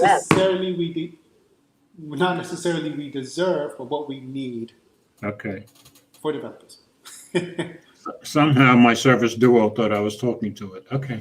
Oh, okay. I wasn't sure if that was from me or you. Nah, that was the Duo. I guess I said the keyword, and that was that. Let's see. Brian, do you think? Oh, you should really watch it though. If you have time, George. He went for an hour rant, huh? Okay. Yep. I can imagine how much swearing he must have done. Well, no, he didn't swear that much, but you Okay, could good. really see the fumes coming out of his ears. Yeah, It's and like a plea. I see Big House's neck. Yeah, I saw him mention an 865, but it's not supposed to have, right? It's supposed to have a 700 series processor, isn't it? Well, no, he's hoping that it has an 865 if it's going to be $700. I doubt it. Just my opinion. I think with an 865, you're going to have to go up $800 and up. That's my guess. But no, Samsung's apparently able to do it for $700 Okay. with the Galaxy S. I don't With the see. Galaxy FE edition, they're able to sell their phone at $700 with an 865 processor. But So they didn't until now. maybe Google can do the same thing. Well, OnePlus was able to do it earlier in the year. Oh no, That's- was their phone 800? How much was that? How much was the OnePlus 8? The Was it regular one was 800? $800. Okay, so I don't know. Maybe Google can do it. I don't think Google will do it though. I don't know. I don't think Google would do it either. But I hope he's right. I hope it works out. Brian's like, yeah. Brian's saying, I agree with Brian. I don't think that's happening. Big House is saying he's convincing himself as we speak. That's good. I don't know. Maybe it's right. I don't know. I don't think Google would just pass up on not taking advantage of the most powerful processor that Qualcomm has. Why would they like? He should just buy a Flash Xiaomi and Flash Custom. Run. Okay. But yeah, Xiaomi does allow you to unlock their bootloader. So Yeah. he should just be happy with what a Samsung gives him. Like, I don't know why he's so fascinated with vanilla stock Android. Like, A lot of people are. It's not just him. I like stock Android a lot too. Jerome likes it more than I do, but there's an awful lot of people who think, same way. So I understand. It was the stuff. It was the stuff back in 2016, 2017, 2015 when, Android manufacturers couldn't do things right. But now, now they can do it right. Yeah, now they're getting things right. And now they're adding, cool Android features. manufacturers make it look much cleaner than it used to, too. That's true. True. And it's the features. Like, without, you're going to give up Dex. Would you give up Dex? Yeah, without One UI, that's true. And, and One UI isn't Tizen, Or, better multitasking and all that. Yeah, that's true.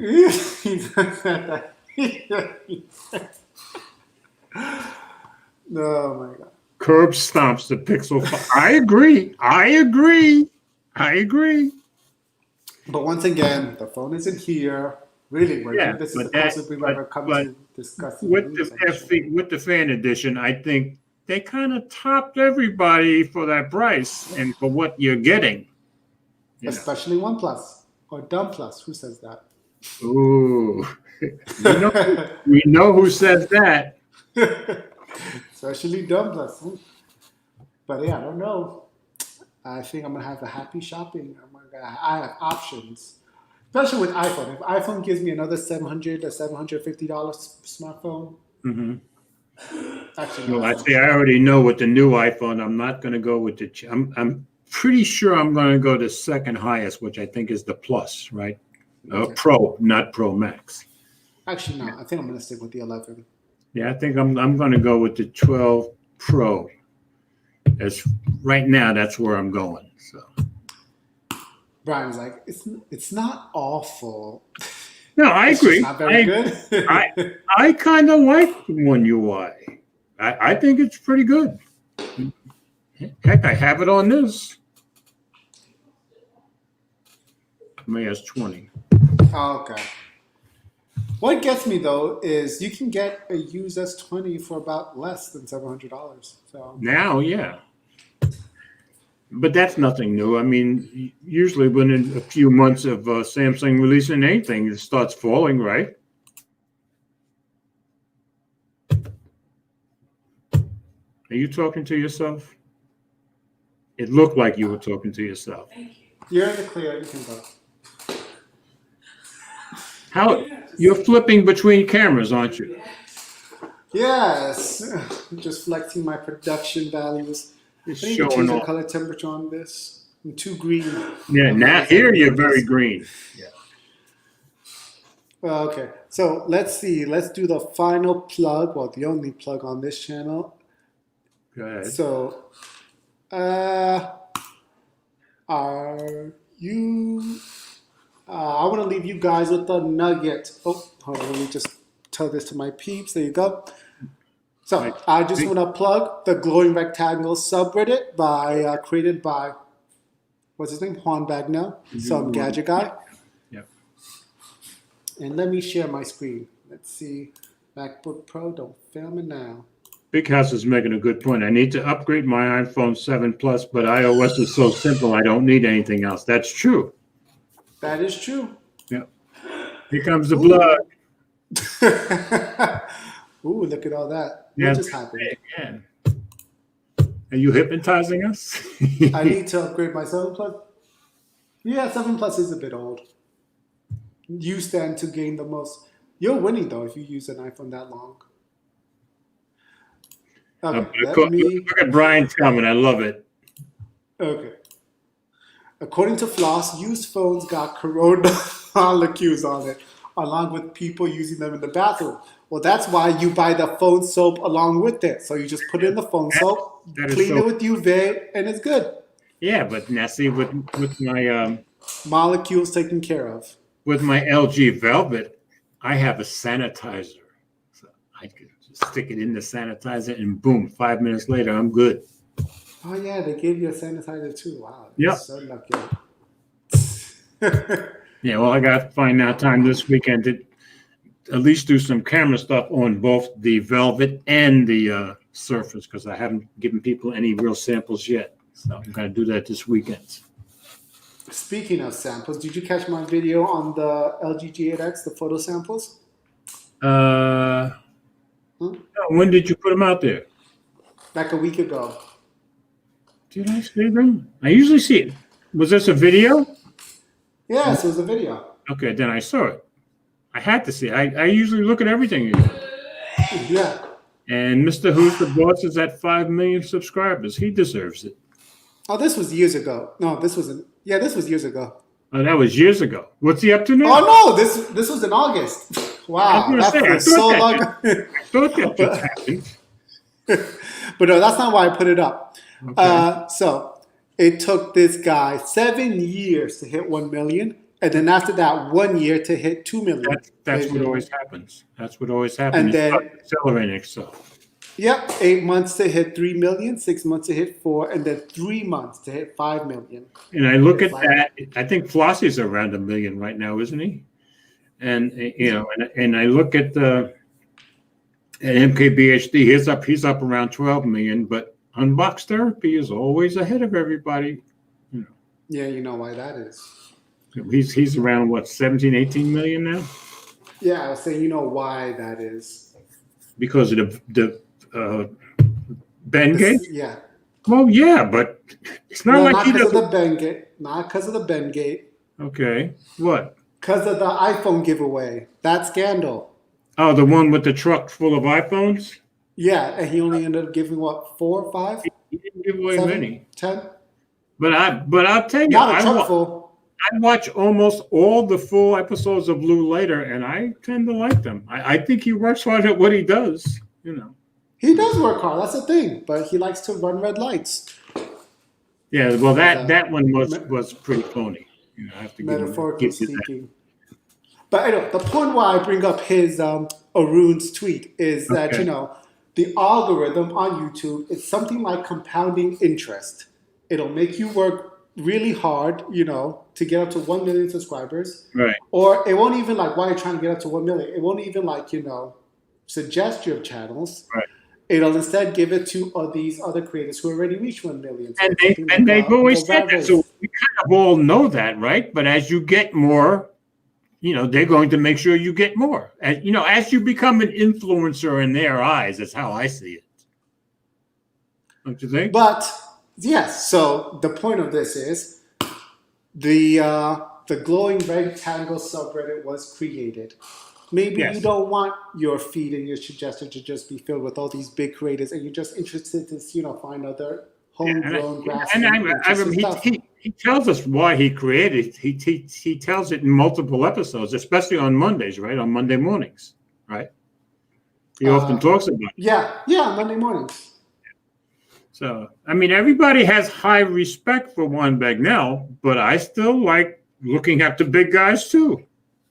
I do too, but I also like to help other small creators also become big, and Oh yeah, I agree. leave YouTube to their own devices. Well, It's going to be a while for that to happen. Yeah, that's why I think a guy like Jay Wills is a perfect example. Now, he's in the hundreds of thousands now. My guess is it's not going to be long before he hits 1 million. But he's been at this 11, 12 years now. It's taken a long time for him too. But well, I think he was probably like Roberto Blake. He probably wasn't all that serious about it in the beginning. Okay. But anyway, so also here on the Glowing Rectangle subreddits, we have numerous tech creators. Right. It doesn't have to be tech creators, but small creators on YouTube, usually under 1 million, that we usually post their stories here that anyone would find interesting. So we have, let's see. Usually, every night I usually post the top. Yeah, you're their best cheerleader. I got to give you that. I'd be cheering if you could. Hold on. Where's that mute button?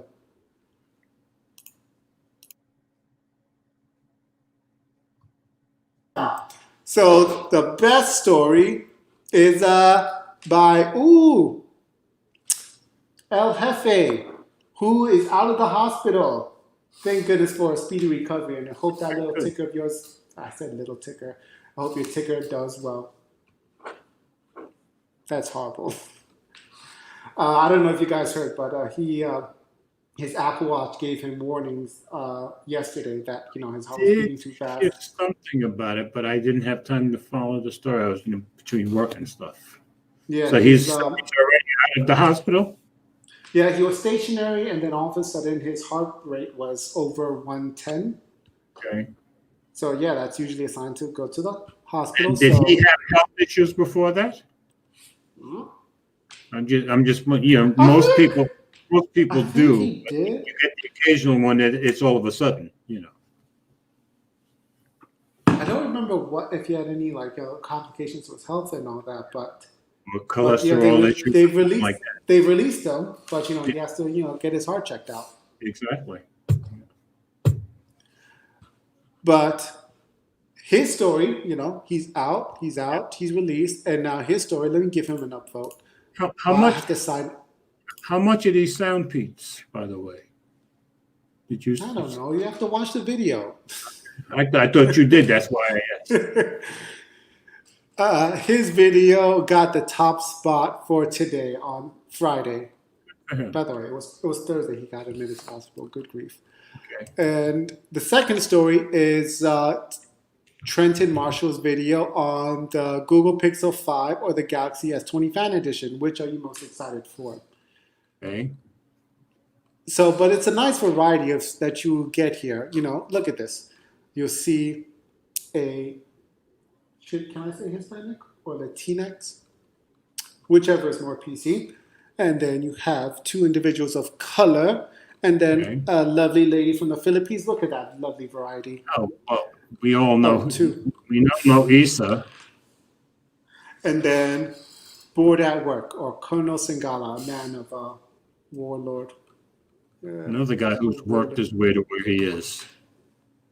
Yeah, he actually did his. he did a video on, he got the fan edition. He did the gaming speaker test and camera test. I like what I saw. Okay. Yeah, he's always very thorough, very, very thorough. Yeah, because he just focuses on the gaming. Yeah, Big House says, yes, we like to see. Shout out to LFA. I'm looking on the Sound Peach H1 website, but I'm not seeing price. Right. Are you looking for earbuds? What about your anchors? How many earbuds do you have now, George? Wireless, 1, 2, 3, 4, 5. Because I finally threw out my original LG, what do you call it? The ones you hang around the neck. I had the very first generation. Yeah, they finally died on me this week. Wow. So now, what is it? What does that mean when the earbuds die on you? They started cutting in and out while I was listening. They would disconnect and then reconnect, and it would keep telling me, okay, reconnect. It was doing it a lot, and I thought it was with a specific phone, but then I realized no, it's just doing it. So I just threw them in the garbage. And at work, I tend to like the ones around my neck, so I'm not afraid of them falling out of my ear. So now I use my Samsung Level U. So that's what I've been using the last couple of days. The Sound Peach. Let's see if we can find a price for you. Yeah. Because right at the top it says at an exceptional price, and I'm like, well, where's the price? Yeah, usually it's at the top right-hand corner. That's at least you can hit a buy button and find the price. I didn't see any buy button. I see enter your email, and that's all I see. Reserve up to, you have to reserve up to 41%. So it's not guess it's not available. Set a price. Let me see if I type in price, if somebody has the price. Qualcomm QCC30 aptX. Okay, I don't think they've released a price on this yet. Yeah, I don't think they're out yet. Yeah, exactly.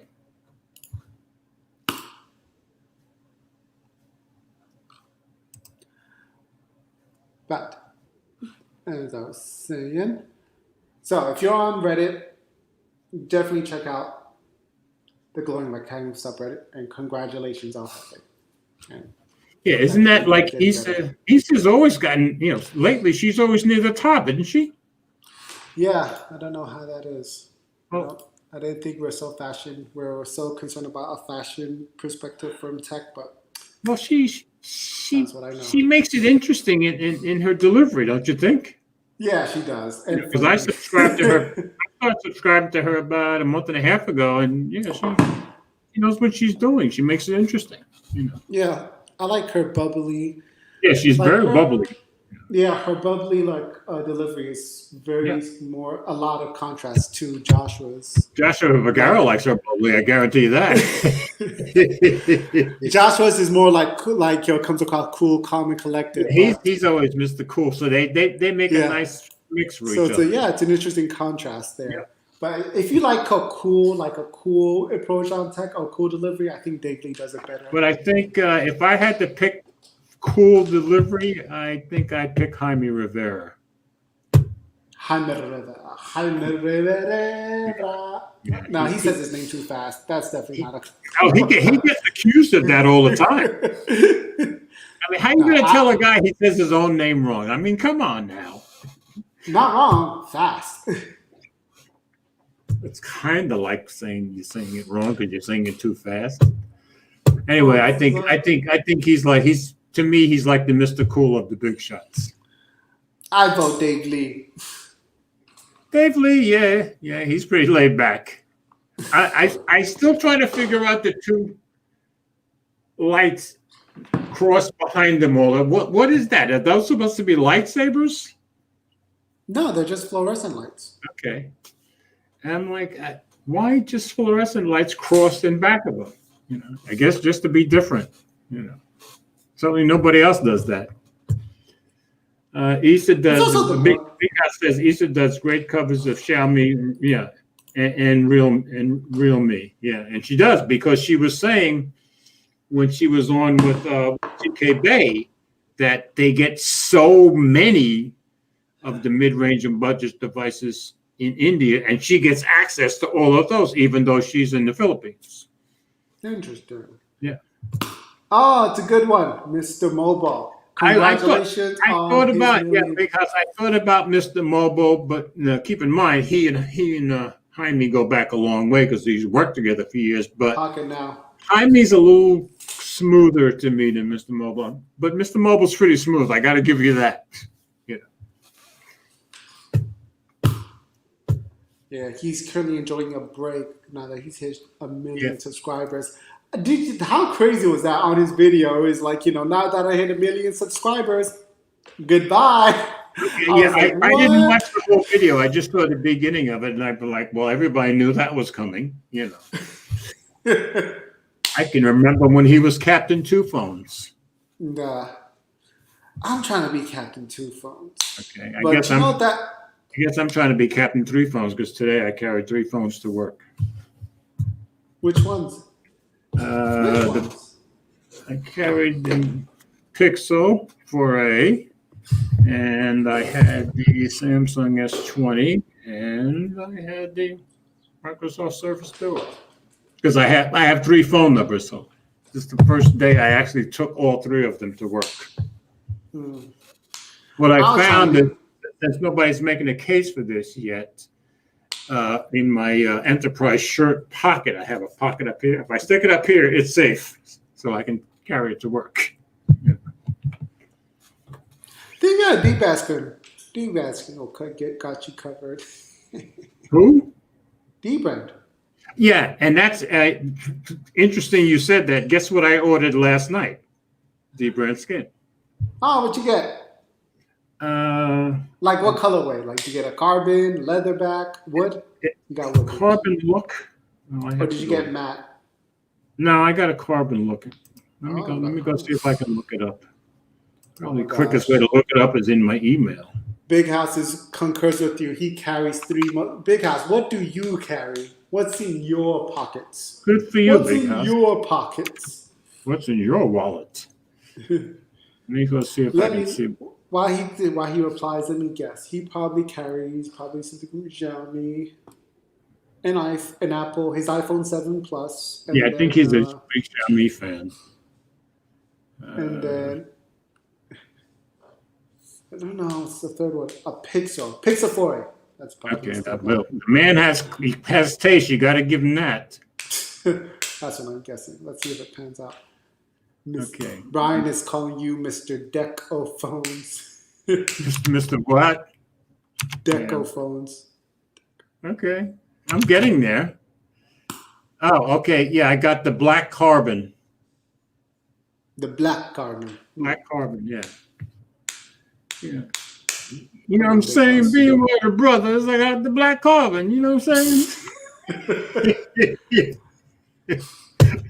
Okay, let's see. Today, iPhone 7. Oh, A720 and Moto G Stylus. Oh, 1 out of 3. Not so great. No phone nice choice of phones. I have my stylus sitting over there. I haven't turned it on in a month.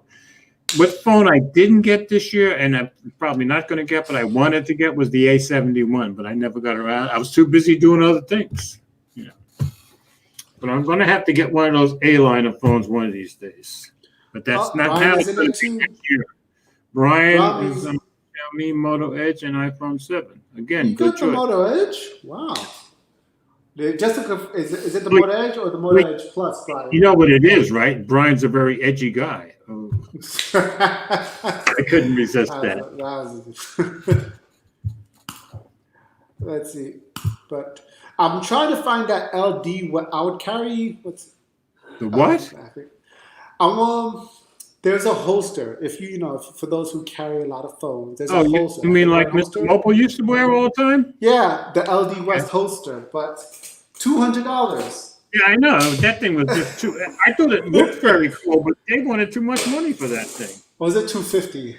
It was a lot of money. I remember that. I mean, don't get me wrong. You can find cheaper knockoffs of it on AliExpress, but then it's like, it doesn't look. It looks like a knockoff, a very bad knockoff. Big House comment to Brian. Hit. Snuck it right in on him. You sneaky. Oh, Oh, he was he was guessing. guessing Big House's lineup. Okay. Okay. Okay. Well, you fooled us all, Brian. We all Yeah, thought for those sure were your did. votes. Yeah. All right. So we're very gullible. All right, so, ladies and gentlemen, I believe that's all, Yeah. folks. We had a great show tonight. Oh, now you went back to Elmer Fudd. Uh, I Porky know Pig. you're probably all too young to remember either one of these, That was but Porky Pig. back in the 50s, there was a Paul Winchell and Jerry Mahoney. Jerry Mahoney was a he was a ventriloquist dummy, and they had a show that was very popular, big time show. And at the end of every show, it was "We gotta go now. Hope you have liked our show." I remember songs from the theme songs from the 50s, and then Roy Rogers and Dale Evans used to say, "Happy trails to you until we meet again." So yes, I'm seriously old. Do you want to know the weird stuff that I remember? From your past? Yeah, from television when I was a kid. Did you ever see the original Superman show in black and white or whatever? I didn't even know Superman was in black and white. Way back in the 50s when The it furthest started. I can remember of Superman is Christopher Reeves. Okay, well, this was George Reeves when it was very popular on television.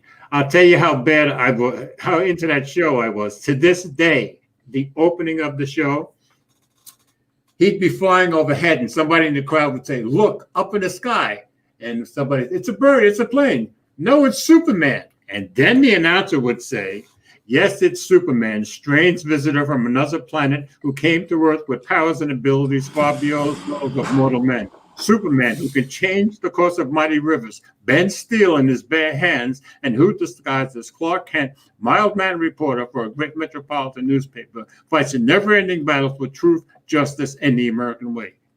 Why do I remember every word of that to this day? Okay? I have a very strange mind. I can Well, yeah, also, if you watch it every day, you probably would well, I can also, remember. of course, God did give me the singing ability, but I can sing every cowboy theme song from every cowboy show in the 60s to this day. I know every word to every single one. It's weird that I remember this stuff. That's unhealthy. Yeah, that is unhealthy. Brian saying the new Pixels look disappointing. If I were going to buy one of the new Pixels, I would be getting the 4A, not the 5. That would be me, though. 4A 5G, I mean. I know we're not talking about leaks technically, but I don't know, guys. The phone hasn't come out. There's no need to get our feelings involved in it yet. Well, George has I'm not that buying. burn. You're absolutely right, because that stuff is burned into my brain. Yeah. I can sing the Mighty Mouse song. I have all kinds of important stuff staying up here. He's staying out in the movie. Okay. Brian's lineup: Note 10 Plus, Pixel 3 XL, and an iPhone SE 2020. Okay. Very valid lineup. Very nice lineup, also. What do I have? I have the LG G8X Accent 7, which I've retired. I don't use, and an iPhone 11. You still have, you have your iPhone 11. And right now, the 20 and Sony Xperia Z2 are out of. I'm repairing those. Right now, I have 9 current phones. Most of them are sitting over there turned off. My girlfriend would kill me. But for some reason, I still turn my iPhone on every day, even though I'm not carrying it with me. Let's see. There was another comment. I remember Happy Trails. Oh no, don't sing it. Oh yeah, see a lot of people knew that show because Roy Rogers was a big time show all the way into the 70s. Yeah. So. All right. Anyway, so I know for the weekend, George. No, I got to catch up on. I got to catch up on a couple of videos, but yeah, I thought Eleanor had mentioned going to IKEA tomorrow, but now she's changed her mind, which is probably good for me because you know how dangerous YouTubers are. You put them in an IKEA store. Because Okay. us to go to IKEA, it's Atlanta, so it's like a 120-mile drive from here, Oh. which is nothing to me, but. So I'll probably take her to dinner tomorrow after I actually get some stuff. And of course, because it's been pouring rain from that tropical storm, what was left of it for 2 days, it just stopped today. Hurricane Theta. Yeah, so I'll be getting out on my bicycle probably in the morning. And now my bicycle's to the point where I've got to put on long sleeves now because it's getting chilly now in the mornings. Yeah. Yeah, it got cold real fast. Summer left like that. Oh, yeah, Brian has as Max on 7 too. So do I.